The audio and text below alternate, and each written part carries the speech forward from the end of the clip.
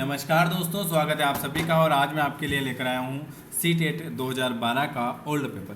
कौन सा है? 29 जनवरी 2012 का ओल्ड पेपर, जिसमें मैंने आपको बाल विकास के क्वेश्चन करवा दिए थे। आज हम करेंगे हिंदी पेडागोजी के क्वेश्चन। तो जो नया है चैनल को सब्सक्राइब कर दीजिएगा, बेल आइकन को प्रेस कर दीजिएगा। और अगर हमसे डेली की क्लास में जुड़ना चाहते हैं तो आप दिए हुए नंबर पर मैसेज कर दीजिएगा कि सर हमें आपकी डेली की क्लास से जुड़ना है। चलिए, पहला क्वेश्चन आपके सामने लिखा हुआ है कि एक से अधिक भाषाओं का प्रयोग जो है वो क्या कहलाता है। चलिए, पहला क्वेश्चन आपके सामने। एक से अधिक भाषाओं का प्रयोग जो है संज्ञानात्मक विकास में सहायक। एक से अधिक भाषाओं का प्रयोग संज्ञानात्मक विकास में सहायक होता है। चलिए, दृष्टिबाधित बच्चों को भाषा सिखाते समय क्या करना चाहिए? दृष्टिबाधित बच्चों को भाषा सिखाते समय क्या करना चाहिए?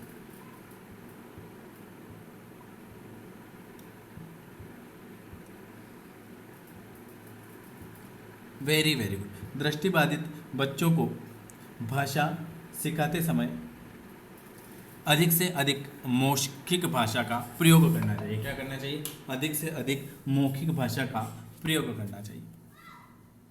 प्राथमिक स्तर पर भाषा की पाठ्य पुस्तकों में किस तरह की रचनाओं को स्थान दिया जाना चाहिए?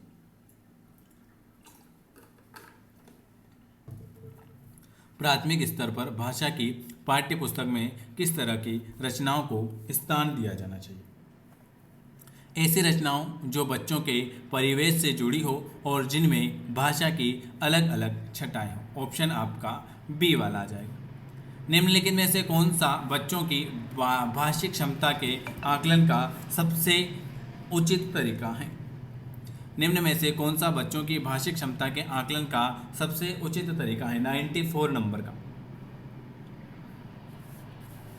ए वाला। बादल, आसमान, चिड़िया, बच्चे आदि संज्ञा शब्दों का प्रयोग करते हुए कहानी लिखी। अगला क्वेश्चन है, बच्चों की मौखिक अभिव्यक्ति का विकास करने के लिए सबसे कम प्रभावी तरीका कौन सा है? बच्चों की मौखिक अभिव्यक्ति का विकास करने के लिए सबसे कम प्रभावी तरीका ए वाला, व्याकरण आधारित संरचना अभ्यास। अगला क्वेश्चन क्या लिखा हुआ है आपके सामने? एक मिनट हो,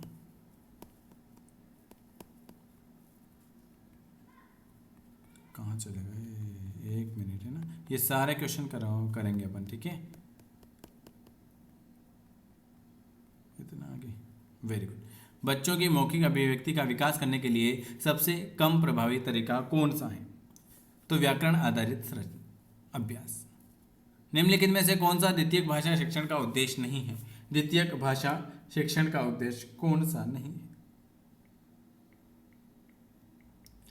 96 नंबर का बी वाला, हिंदी के व्याकरणिक नियमों को कंठस्थ करना। हिंदी के व्याकरणिक नियमों को कंठस्थ करना। भाषा सीखने के लिए कौन सा कारक सबसे महत्वपूर्ण है? भाषा सीखने के लिए सबसे अच्छा या सबसे महत्वपूर्ण कारण कौन सा है? समृद्ध भाषायिक वातावरण। समृद्ध भाषायिक वातावरण। हिंदी भाषा का मूल्यांकन करते समय आप सबसे ज्यादा किसे महत्व देंगे? हिंदी भाषा का मूल्यांकन करते समय आप सबसे ज्यादा किसे महत्व देंगे? ए वाला, सीखने की क्षमता का आकलन। सीखने की क्षमता का आकलन। चलिए, एक बहुभाषी कक्षा में आप किसे सबसे कम महत्व देंगे? एक बहुभाषी कक्षा में आप किसे सबसे कम महत्व देंगे?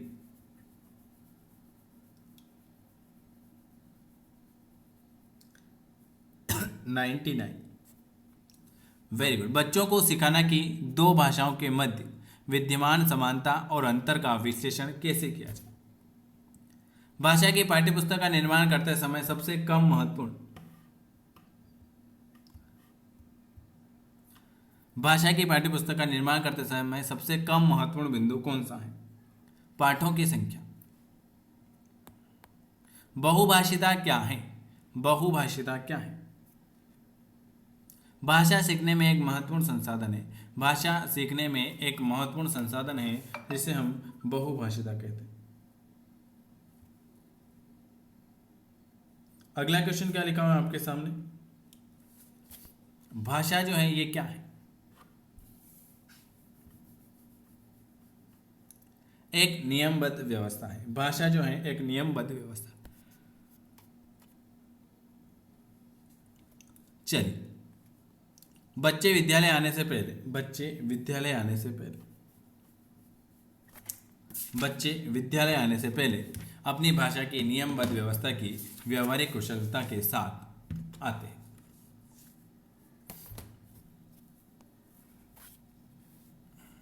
भाषा अर्जन और भाषा अधिगम के संदर्भ में कौन सा कथन सही नहीं है?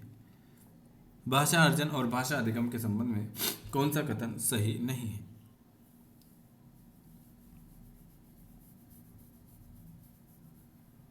एक सौ चार। भाषा अर्जन में विभिन्न संकल्पनाएं मातृभाषा में बनती है, बिल्कुल सही। भाषा अधिगम में कभी भी अनुवाद का सहारा नहीं लिया, ये वाला गलत हो जाए।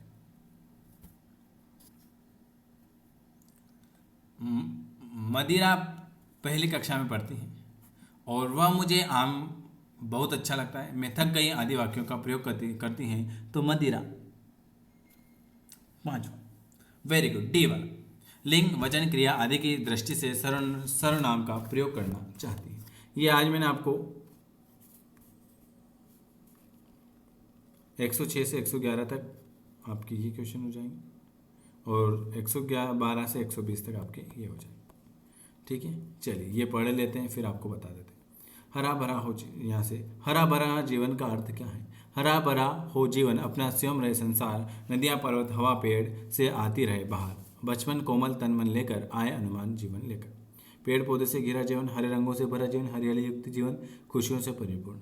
यहाँ पे देख लेते हैं, हरा भरा हो जीवन अपना स्वस्थ रहे संसार, नदियाँ पर्वत हवा पेड़ से आती हैं बाहर। 106 नंबर का, वेरी वेरी गुड, खुशियों से परिपूर्ण जीवन। डी वन, कौन सी चीज बाहर लेकर आती है? जब जग से तुम और तुमसे है ये प्यारा संसार, हरा भरा हो जीवन अपना स्वस्थ रहे संसार, व्रताएं लताएं पौधे डाले चारों ओर भरे हरियाली, मन में जगे उमंग, यही है सृष्टि का उपहार। हरा भरा हो जीवन अपना स्वस्थ रहे संसार, मुश्किल से मिलता है जीवन, हम सब इसे बनाए चंदन, पर्यावरण सुरक्षित न हो तो सब बेकार, हरा भरा हो जीवन अपना स्वयं रहे संसार। कौन सी चीजें बाहर लेकर आती हैं? तो आप सभी को पता है कि समस्त प्राकृतिक उपादान। कवि ने सृष्टि को उपहार किसे कहा है? प्राकृतिक सुंदरता को कहा है भाई, है ना? ये लो, प्राकृतिक सुंदरता, उससे उत्पन्न होने वाली खुशी। कवि का यह संदेश देना चाहता है कि कवि यह संदेश देना चाहता है कि पर्यावरण जो होता है, पर्यावरण संरक्षण में ही जीवन संभव है। जग से तुम और तुमसे हैं ये प्यारा संसार, पंक्ति के माध्यम से कवि क्या कहना चाहता है? तो पंक्ति के माध्यम से कवि यह कहना चाहता है कि व्यक्ति और संसार दोनों का अस्तित्व एक दूसरे पर निर्भर करता है। अनुपम से अभिप्राय जो हो जाएगा वो आपका डी वाला, जिसकी उपमा न दी जा सके, अनुपम। ये आज मैंने आपको 20 क्वेश्चन करवाए हैं। अगर आपको वीडियो पसंद आता है तो लाइक शेयर सब्सक्राइब कर देना चैनल को और बेल आइकॉन प्रेस कर देना, और हमसे व्हाट्सएप पर अगर चाहें तो आप मैसेज कर देना, तो इसकी आपको PDF मिल जाएगी। वीडियो देखने के लिए आप सभी का धन्यवाद। 9753749986।